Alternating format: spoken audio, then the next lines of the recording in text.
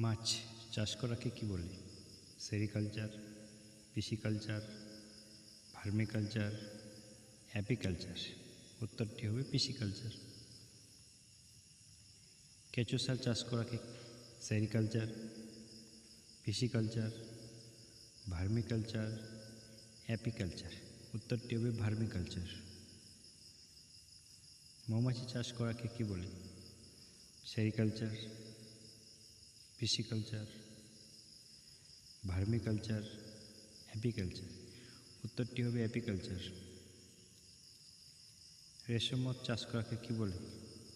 Sericulture, pisciculture, vermiculture, apiculture. উত্তরটি হবে sericulture. মাছ চাষ করাকে কি বলে? সেরিকালচার,